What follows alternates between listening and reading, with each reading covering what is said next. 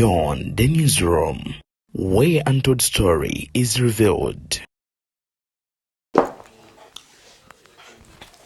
BTN Media Beyond at the newsroom omukutu semakoto kuwoli.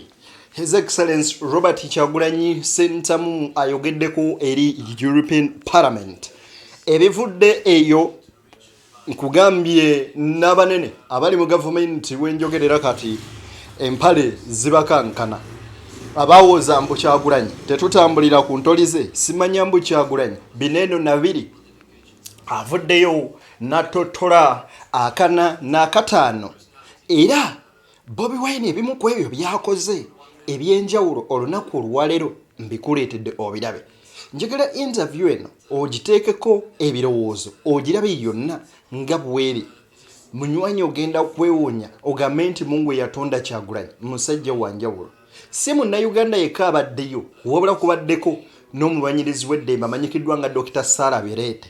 Dr. Sarah Birete ono jjukira yakwatibwa emabegako byava ku ki byonna mbikuleetedde. Nzikiriza nkusomera obwombefu bw'ekika ekyagulu video gimpere like bw'okiwa like ejja kudduka emisinde mingi etuuke ku buli sekinoomu ate era mu ngeri y'emu njagala okusaba gwe omulungi andaba twegatteko ku mukutu guno ng'osubscribinga osobole okufuna ensonga zonna nga bwe zitambula ate era mu ngeri y'emu nkujjukiza gwe omulungi andaba nti tulina omukutu gwaffe omujja ogwa Dani exclusive weeguli yitayo ate osobole okubanga ensonga oziraba awo wennyini nzikiriza nsooke nkwe video eno.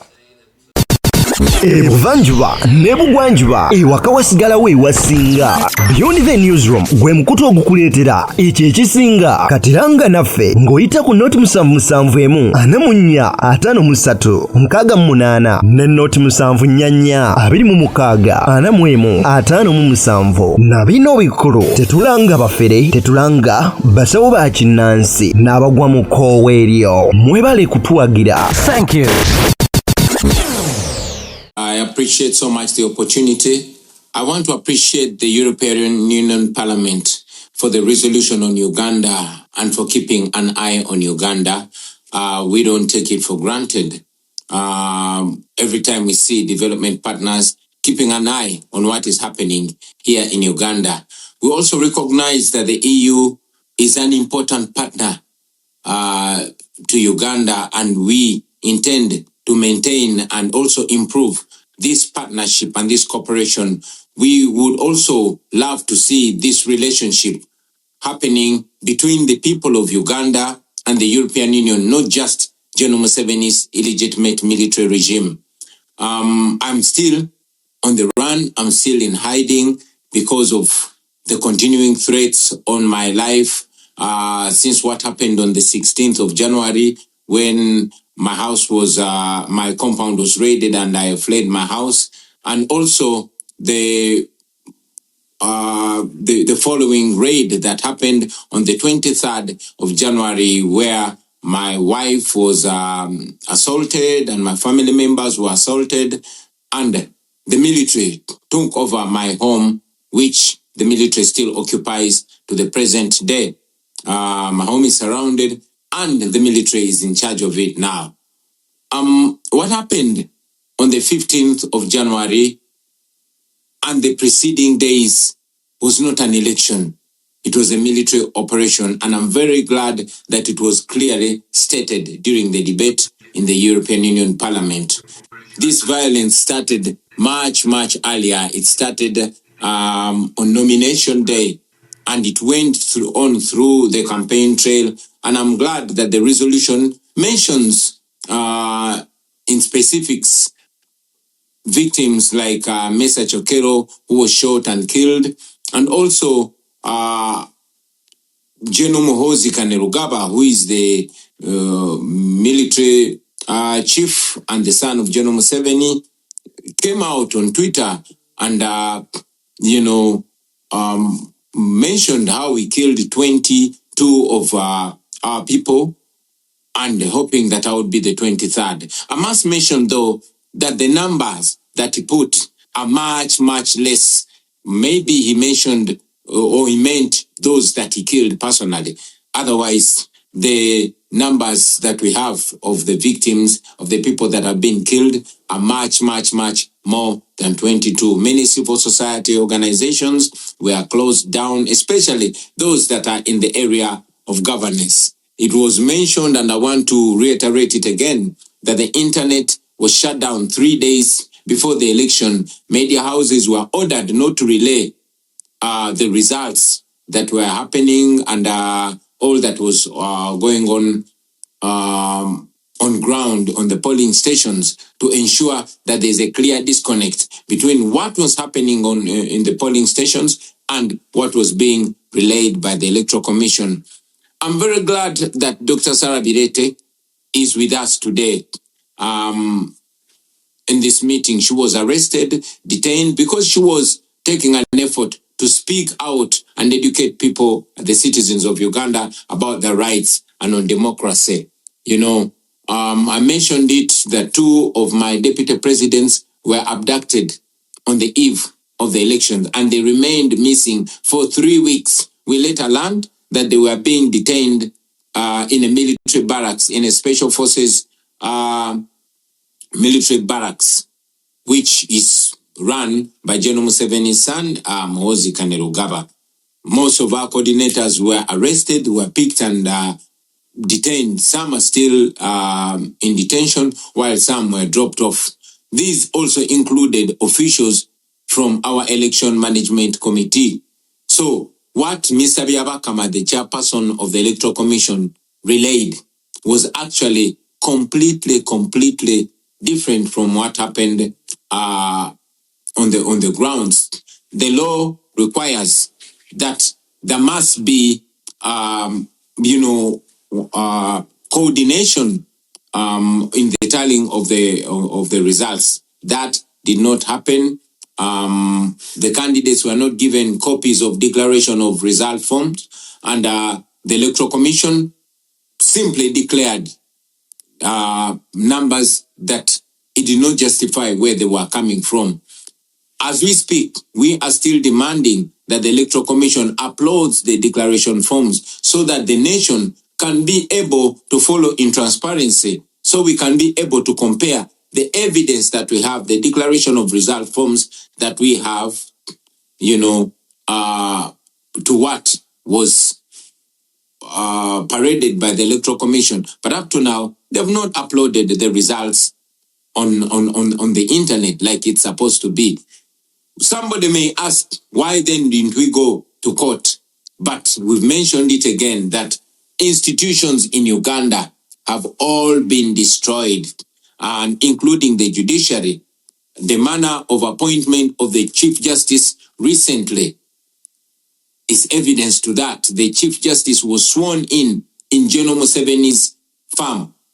So that and many other reasons cause us not to have trust in the judiciary in Uganda, and many times the regime, General Museveni or his son, have actually been guiding publicly and sometimes privately, determining how the judiciary does its work. So we found no redress whatsoever in the Ugandan judiciary, and that's why we did not go to court. We have presented some asks which I want to reiterate here. We've asked for targeted sanctions that target particular individuals and regime officials that have, excelled in gross human rights violations. We believe that will curb their appetite in abusing,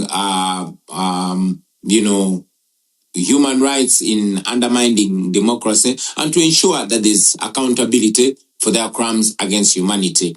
Because I know we have other speakers on the platform, I want to appreciate you for the opportunity and to further call for more interest and for more attention to the people of Uganda. We really appreciate the attention, but we still request the international community to keep an eye on Uganda, to keep an eye on what is going on here in our country. I thank you for God and my country.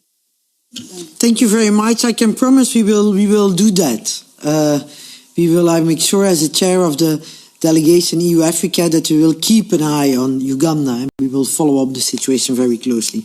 We have also here with us today prominent human rights lawyer and expert on constitutional governments, Dr. Sarah Birete, who was arrested a few days before the vote to give us her own account on the situation from the civil society perspective. You have the floor, Dr. Birete. Welcome in this meeting. Somalia. And it plays a key role in mediating conflicts in South Sudan and the DRC. Uganda is also a major refugee hosting nation, influencing regional stability by providing refuge and security to a large number of displaced persons. As partners, we want to work together to improve the situation of the Ugandan population. At the same time, we must be clear that our commitment to human rights and fundamental freedoms in the European Parliament is non-negotiable. We will not shy away from difficult conversation and will not contribute to the silencing of opposition. In the spirit of partnership, as illustrated by the Samoa Agreement, we wanted to have an opportunity to discuss these issues of concern with the government of Uganda. Unfortunately, the ambassador couldn't be here today with us, but we will sure make a new appointment so that we can also have an exchange of view with the ambassador.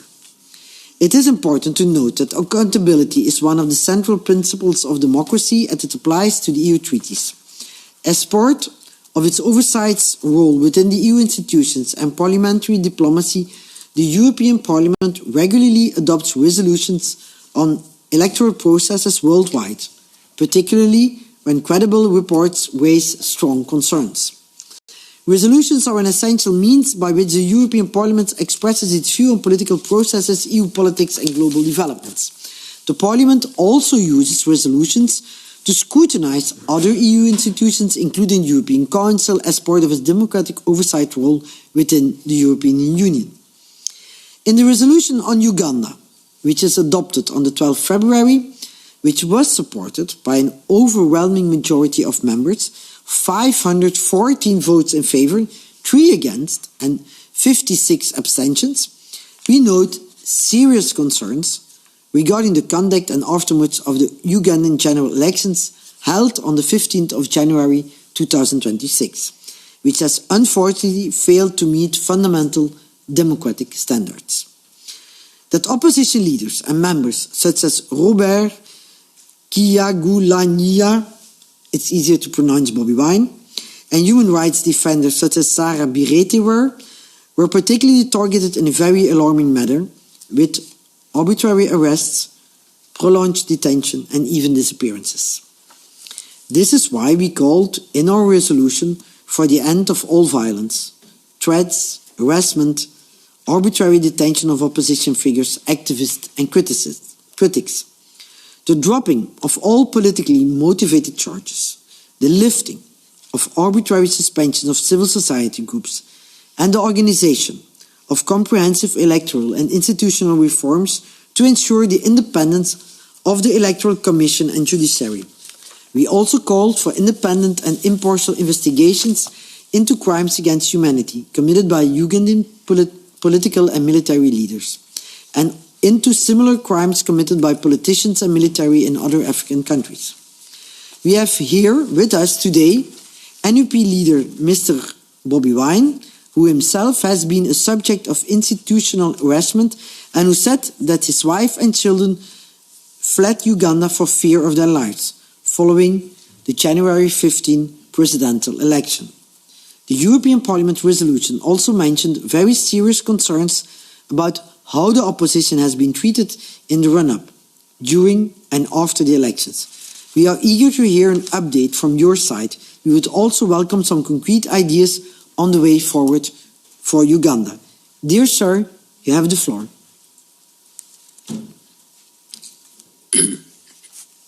Good afternoon, you have the floor. Thank you very much, friends. Kakati bino wemmanga mbitadde ku mabbali mwana wa taata ebigambo obyewuliridde wabula tulinde recap akawungeezi tutemeteme kigambo ku kigambo munsigirize mbatere wano tusinkane nga Gulude nakkiriza nzedde ne BTN Media Beyond the Newsroom gwe mukutu Semakutu kwoli ogw'okutuusaako ensonga z'Ssemasonga.